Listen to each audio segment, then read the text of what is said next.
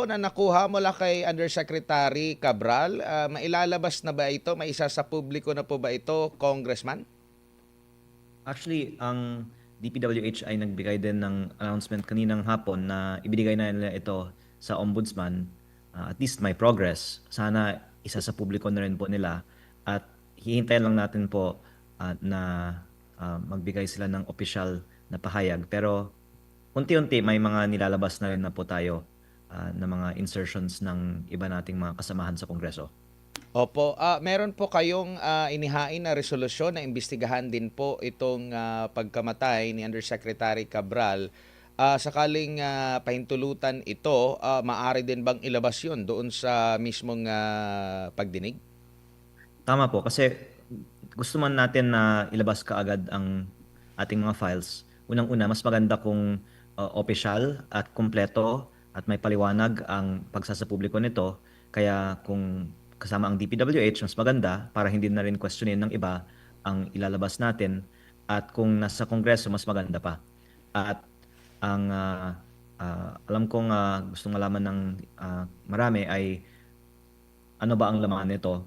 Ang expectation naman ng lahat ay tama na halos lahat po ng mga mataas na opisyal sa gobyerno ay may mga DPWH insertions. Opo. Pag sinabi po nating insertions, itong mga proponent ba nito ay automatic may nagawang kasalanan, Kong? Hindi po. At ang iba ngang mga veterano ay ipinagmamalaki nila ang kanilang mga insertions dahil maganda naman ang mga nagresultang mga proyekto dito. Pero may ilang mga insertions na hindi man lang alam ng mga komunidad na ang mga proponent ang nag-insert at pati yung mga proyekto hindi nga alam na may ginagawa ang komunidad. At minsan, ang mga proponent ay may kaugnayan din sa mga contractor na gumagawa ng mga proyektong ito. Kaya kapag may itinatago, ang suspicion ay may masama. Opo. At kung hindi natin itatago, mas maganda, yan po ay patunay na walang masama. Opo. Doon po sa listahan po, sir, meron po ba kayong rough estimate muna kung ilan nga yung nasa listahan na may insertions at listahan po ng mga proponents at maaari nyo bang maibahagi kung ilang ang percentage dito na tingin po ninyo ay merong anomalya? Sa DPWH 2025 National Expenditure Program, meron 721 billion pesos of projects at bawat isa ay may proponent ayon sa listahan ng DPWH. Sa 721B na ito, 401 billion ay proponent ang district congressman. Ito po ang tinatawagang allocable.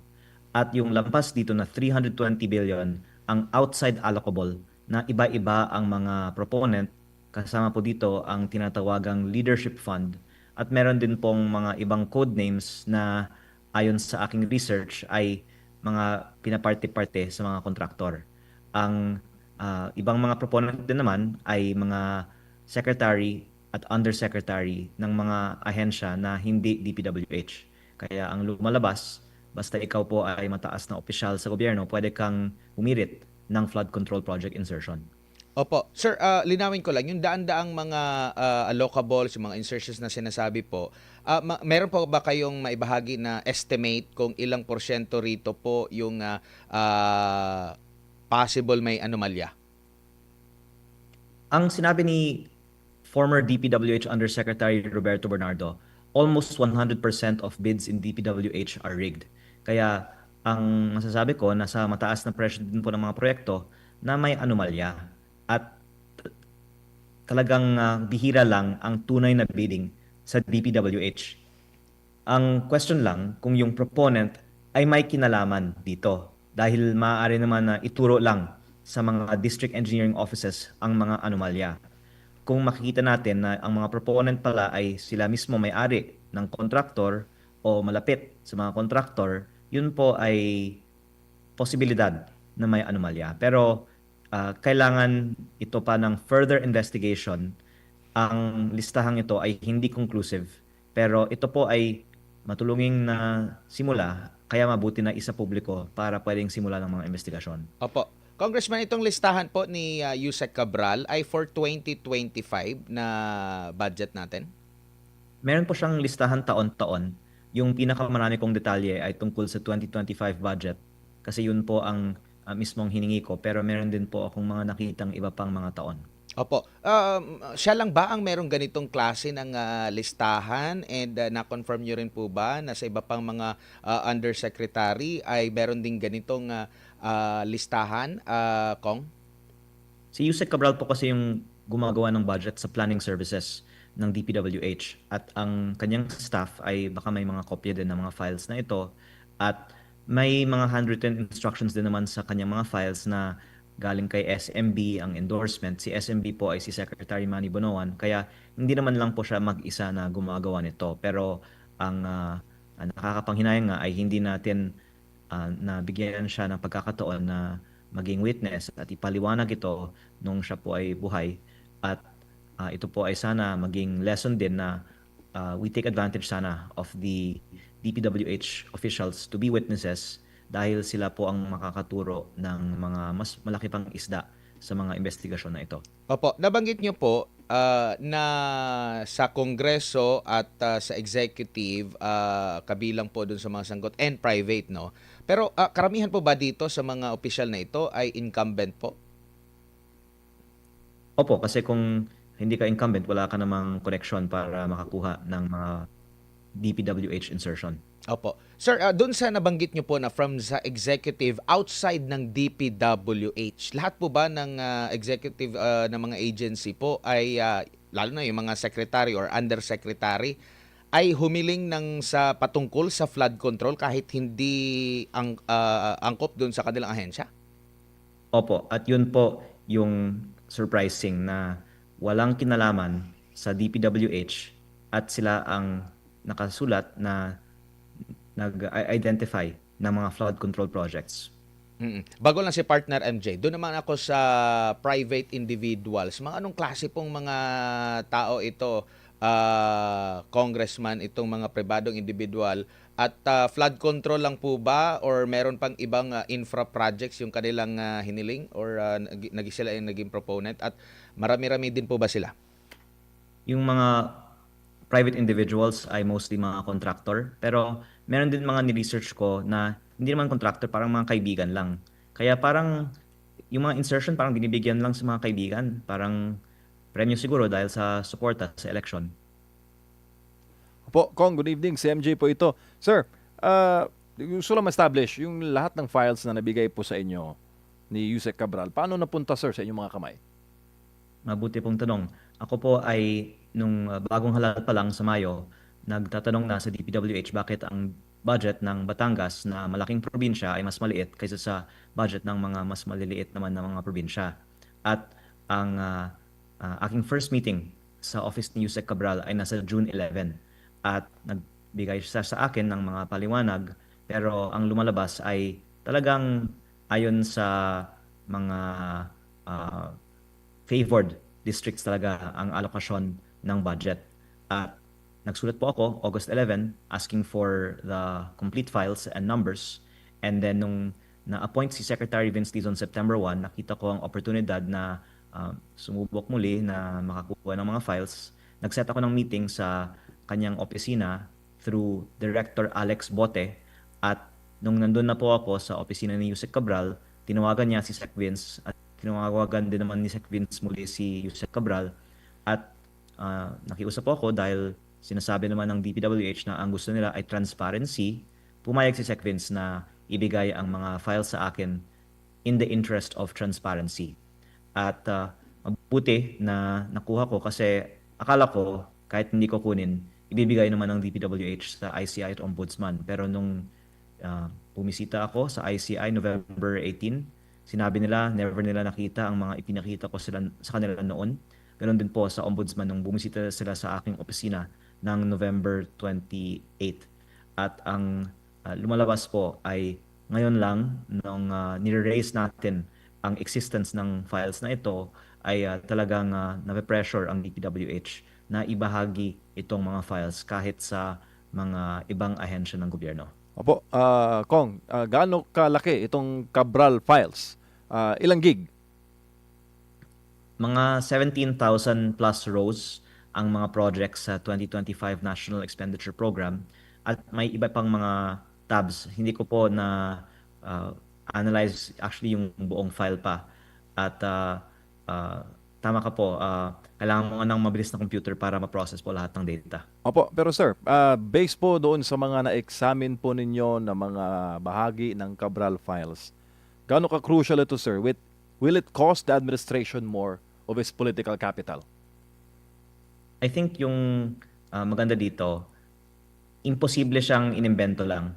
Kasi napakadaming impormasyon na sa sarili kong distrito na confirm ako, may mga nakalagay dito, ang district congressman na predecessor ko ang nag-insert, tama. Meron mga ipinasok daw ni Congressman Edwin Garjola, tama. At meron daw mga ipinasok ng iba pang mga kontraktor o parking ng leadership fund at tama din po ayon sa aking kaalaman sa aking distrito. At kung tama siya sa aking distrito, siguro ganoon din po sa ibang mga distrito.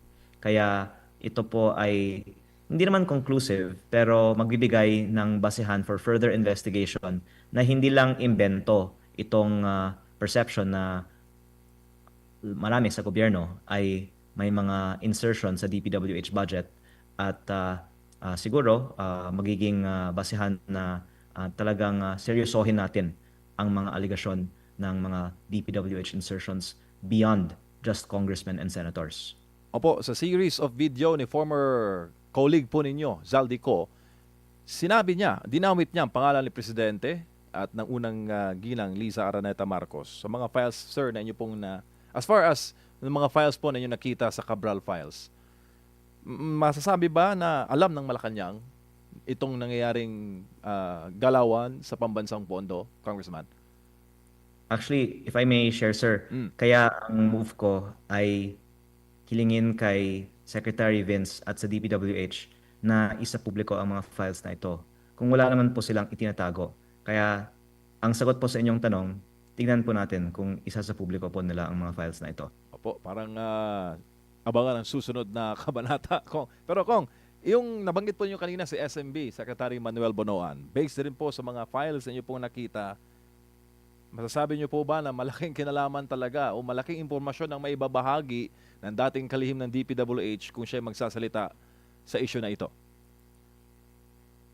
Siyempre dahil siya po ang dating head ng agency na ito, pero ang actually binanggit sa akin ni ICI Commissioner Rogelio Singson, sa tingin niya mas malaming alam si Yusek Cabral kaysa kay Secretary Bonoan. Kaya nakakalungkot na hindi si Yusek Cabral ginawang state witness at binigyan nga ng pagkakataon na ipaliwanag ang mga files na ito.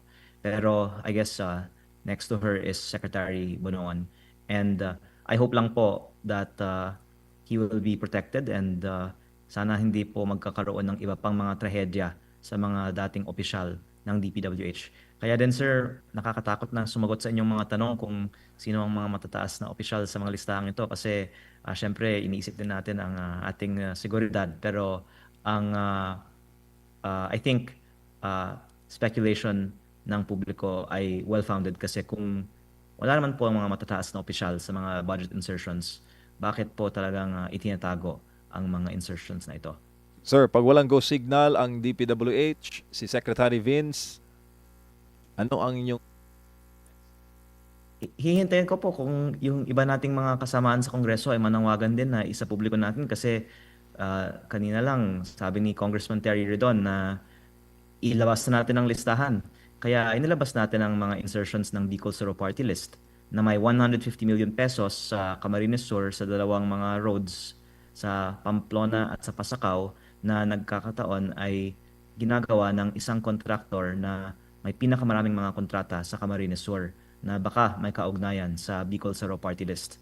At ito po ay isang halimbawa lamang ng laman ng files na ito at kung ang iba pang mga kaibigan natin sa Kongreso ay manawagan na isa publiko ang kanilang mga insertions, then ilalabas natin po ang kanilang mga insertions. Sir, bago lang ulit si Partner Admar, yung mga staff ng office ni former Yusek Cabral, sila po ba'y dumulog sa inyo, sir, humingi ng tulong? Hindi po. At ako po ay naaawa actually sa kanila kasi sila naman po ay mga simpleng empleyado ng gobyerno, pero ngayon hawak nila ang napaka-importanteng impormasyon. At kung ano yung pressure kay Yusek Cabral, baka to some extent ganoon din po sa kanila ngayon. So this is really serious matter, and it's I hope also why the public can understand bakit hindi namin gustong basta-basta biglang ilabas ito. Kasi kahit noon buhay si Yusek Cabral, iniisip ko kung ilalabas lahat ng mga files na ito, baka kung anong mangyari sa kanya. At nangyari nga po yun last week. Kaya sana po, in any case, maproteksyonan natin ang seguridad ng mga staff ni Yusek Cabral. Opo, Kong, si Admar po ulit. Tanong dito ng ating mga kababayan, dito sa listahan ba na may hawak po kayo itong galing kay Cabral, ay may malalaman na ba yung mga big fish o talaga yung pasimuno po dito sa naging sistema po dyan po, Kong? Yung 401 billion na allocable, hindi yun sikreto kasi alam naman natin yung mga district congressman ay may hawak ng certain amount of their district's budget. Pero yung 320 billion na outside allocable, kasama po doon ang mga projects na nakatag dito as leadership. Kaya hindi necessarily lahat po ng mga additional budget ay nakapangalan, pero may mga codes na baka kung may House inquiry on DPWH budget insertions, pwede nating tignan, okay, lahat ng mga proyekto dito na nakatag as leadership, ano yung pattern, no? Ano yung findings natin? At sana malalaman sa investigasyon na yon sino yung big fish behind the leadership fund insertions. Opo, yung bang files na pinakita na kamakailan ni Congressman Zaldico, halos ganun din po ba? May nakita rin po ba kayong magkakapareho, Kong? Actually, gusto ko lang pong linawin sa inyong viewers na ang file ni Congressman Zaldico ay BICAM insertion, 81 billion sa DPWH. At yung file ni Yusek Cabral ay NEP mula sa DPWH pa lang, 721. Ang naging total budget ng DPWH sa 2025 ay 1 trillion. At ang mga insertions therefore ni Kong Zaldico ay wala sa DPWH NEP. Yun ay dinagdagan lang sa dulo. Sa sarili kong distrito, meron 1 billion naman na kasama sa listahan ni Kong Zaldico. At yun po ay isang proyekto na talagang maanomalya kasi hindi siya ni-request ng barangay. Konti lang ang tao doon. Actually, nasa private property. Itong 1 billion pesos slope protection project, yung bundok po, nilagyan ng netting. At ang lumalabas ay ito ay project na pinili sa job para pagkakitaan. At may ganyang klase mga proyekto din sa NEP insertions ng DPWH. Pero ito po ay on top of pa. Ganun kadami po ang mga maanomalyang project sa DPWH. So, masasabi ba natin na halos lahat ng sa proseso po ng pagbabudget talagang pwedeng magkaroon po ng korupsyon? Nabanggit nyo nga po yung inyong listahan sa NEPA lang. So, sa side pa ito ng executive, tapos dito rin sa BICAM na nandun din na isisingit. So, talagang malawakan na po ito, or possible ba na magkaugnay yung korupsyon doon sa NEPA lang at saka dito sa BICAM po, Kong? Actually, iba-iba naman ang level of corruption sa mga project kasi may mga, halimbawa, maliliit na project, 5 million pesos, multipurpose building, water system, or even farm-to-market road sa bukid na nire-request talaga ng mga barangays na kanilang kailangan. Pero yung mga 300 million, 1 billion peso na mga projects sa lugar na hindi naman nire-request ang mga project na ito, yung mga manomalya, at yun ang nagkakataon na madalas ini-insert sa mga extra budget ng leadership fund o ng BICAM insertion list ni Kong Zaldico. At ang lumalabas po ay on top of the 401 billion na parang yun yung taon-taon ina-allocate sa mga district congressman, biglang lumaki ng 1 trillion pesos yung DPWH budget. Doon po sa extra budget on top of the 401 billion ang mga mas maanomalyang mga proyekto. Opo. Sa nakikita nyo po, kung i-relate natin ito doon sa Bellica ruling ng Supreme Court, marami bang matatamaan dito po sa nabulgar ngayon, Kong? Actually, napakagaling ng mga politiko na noon may post-enactment. Tapos, nagkaroon ng bycam insertion. Tapos, nung nabooking din po yun, naging net insertion na lang. Kaya ako po tinatawagang insertion ito kasi ang mga politiko nga ang proponent pero ang nilalabas ay ang DPWH ang gumawa ng budget. Hanggang ngayon, dinedeny ng DPWH na ang mga politiko ang nagpapasok ng mga proyekto sa National Expenditure Program. At actually, very serious talaga yung misrepresentation ng DPWH na ito. Kasi kahit sa Kongreso, kaming lahat ay hinihingan at nagbibigay ng minimum 150 million peso per congressman. Actually, kanina lang sa Kongreso, sinasabi ko na huwag na nating itago. Alam naman nating lahat na nagsasubmit tayo ng mga listahan. Ayon din sa mga request ng aming mga barangays. Pero ayaw aminin ng ibang mga congressman na may 150 million pesos tayo per year na minimum submission to DPWH. Baka kasi may iilan na hindi maganda naman ang mga ipinapasok sa kanilang 150 million. Pero kung wala naman tayong itinatago, dapat nating ipagmalaki saan natin ipinasok itong 150 million. Pero sa mga pangyayari pong ito Kong, no, sa kabuuan po, meron po ba kayong nakikita or needed pa ba na may isang batas ukol nga po dito sa pagbabudget po natin or ipapanukalang batas or meron ng existing na batas o talagang i-separate na lang po ng tuluyan para maiwasan kasi nababahira na po ng masamang imahe lalo na po sa Kongreso po Kong, no, sad to say, pero kumbaga lagi kasing nababanggit na sila yung mga pasimuno nito, sila talaga yung nagba-back up niyan. Why not na talagang trabaho lang ng mga nasa Kongreso ay magpanday lang po ng batas at hayaan na lang po yung executive ang talagang manguna dyan sa tulong na rin ng mga mayors para lubos na kumbaga yung trabaho din nila at maiwasan na po ito. I agree na dapat yung mga LGUs maging mas involved sa mga projects kasi napansin ko sa aking distrito, mas maganda naman ang quality at pwedeng i-devolve na lang sa LGU ang implementation ng certain projects. Pero ito po ay at the option lang ng district at ang sabi ay karamihan daw ayaw na ang mayor ang gumawa kasi syempre pag sa mayor iba naman kaysa kung sa DPWH na hawak ng congressman. At nakakalungkot po na yun yung nag-i-influence ng decision making natin kung sino yung implementing agency. Ang isang tingin kong ideal solution ay liitin na lang ang budget ng DPWH at palakihin ang national tax allotment na nagbibigay ng funding sa mga LGUs. Pero parang unrealistic yan kasi hindi naman aaprubahan ng Kongreso na bawasan ang sariling budget at palakihin na lang ang budget ng mga LGU. Opo. Sa pag-implement po ng mga projects mula sa mga insertions po, Congressman, pinagpapaalam po ba ito sa lokal na pamahalaan? Kasi marami tayong naririnig, hindi nila alam na meron palang proyekto. Yung iba naman parang nagsiselo sila kasi bakit kung sila ang gagawa ng proyekto, napakaraming proseso na pagdadaan project po. Opo, ang DPWH District Engineering Office ay in many ways really overseen by the district representative at kailangan nga maging mas independent siya sa mga district representative. Opo, Kong, si MJ po ulit. Sir, yung 2026 budget, marami po nagsasabi na dahil booking na ang flood control, yung item na yan, ay lumipat daw po doon sa farm to market roads at sa MAIP.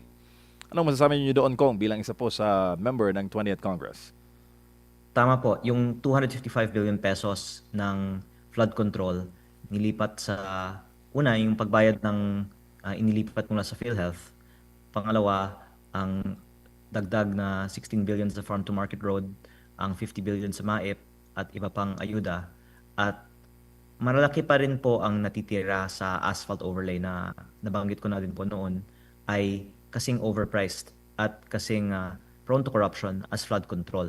At hindi nga napapansin dahil kung manipis ang asfalto, ang solusyon, ulit-ulitin na lang ang pag-asphalting ng mga daan. Kaya masasabi natin na hindi pa nagbago ang DPWH at ang nakikita ko nga talagang solusyon para wakasan ang corruption sa DPWH ay i-abolish na lang ang DPWH at ang mga LGU ang gumawa ng mga maliliit na mga proyekto at baka yung mga foreign assisted projects na lang ang mode of implementation para sa mga malalaking mga proyekto. Kasi meron naman mga malalaking project ang DPWH na ang mga contractor ay foreign at ganoon din po ang funding. At noon, malaking porsyento ng DPWH budget ay itong mga major national projects na tunay na nag-boost sa ating ekonomiya. Pero in the past few years, mas lumaki ang porsyento ng mga maliliit na district implemented projects.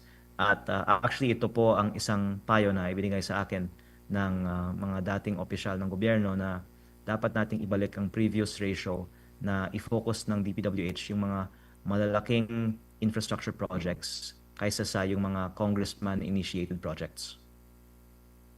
Kung yung enrolled bill po ba, nabasa nyo na po for 2026? Hindi ko nga po alam kung ibinigay na. May balita po ba kayo kung ibinigay na? Parang Kasi ginagawa pa eh. Okay. Kasi ang sabi naman sa Senate, for 29, doon na sila ratify. So, ibig sabihin, doon na kayo sila, no? Sa side, di ko lang alam, sa House, dapat advance na mabasa po ninyo, no? Sabay po sa 29. For- Kaya po minove sa 29 kasi gagawin over the holidays po ang enrolled bill. Opo. Kunin ko lang din yung reaction nyo kasi nagpahayag na po itong si Congressman Terry Ridon. Meron po siyang nabanggit na hindi pa raw siya congressman during that time na sinasabi nyo po may insertion po siya. Opo, ito po ang nabanggit ko nga kanina na nilabas na nga natin yung insertion ng Bicol Zero Party List for 2025 na hindi po si Terry Ridon ang representative ng Bicol Zero Party List in the 2024 period of making the 2025 budget. Pero ang party list niya ang itinukoy ko na nag-insert nito.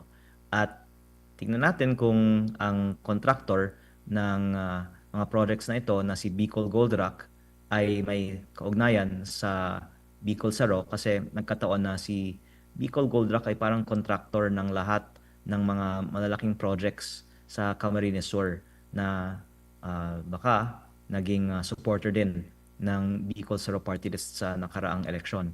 At ang dagdag ko po ay sa 2026 din, may 150 million insertion din ang bawat congressman kasama po ang mga party lists.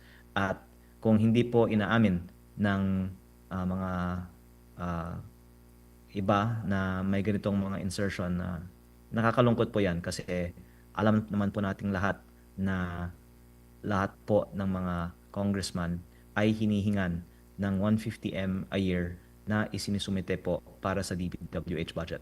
Opo, Kong, on a personal note, since coming forward, no, kayo po ba hindi natatakot o meron ba kayong natatanggap na mga pressure, mga babala o warning or indirect messages coming from all sides na dinidiscourage po kayo na ilabas yung laman ng Cabral Files and sa mga impormasyon na hawak po ninyo?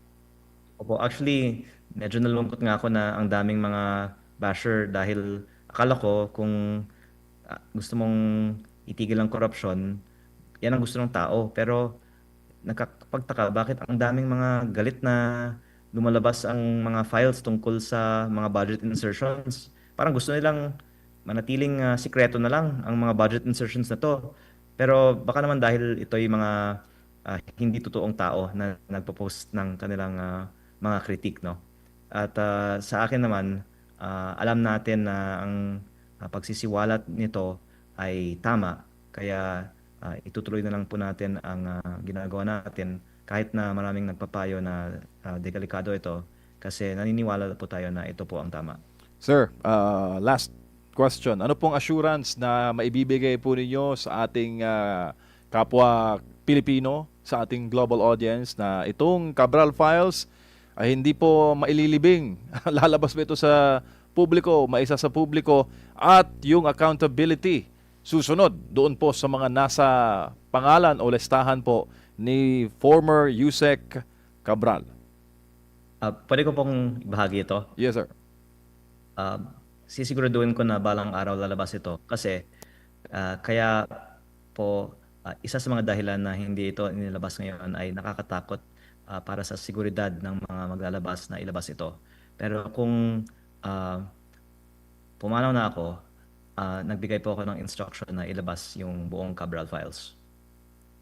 Oh my goodness. Congressman, maraming salamat po sa inyong oras at panahon. Advance maligayang Pasko and Happy New Year. Kong. Maraming salamat at Merry Christmas po. Maraming salamat si First District Batangas Representative Congressman Leandro Leviste po, mga kapartners, ating nakasama na pag-usapan natin yung DPWH insertion files ni Yusek Cabral na hawak na po ni Congressman Leviste. And possible na sa pagdidinggi na ito dyan po sa Kamara, kasi meron pong panawagan sila na imbestigahan nga yung pagkamatay ng dating Undersecretary po ng DPWH, no, na si Cabral po, mga kapartner. So abangan ang susunod na kabanata.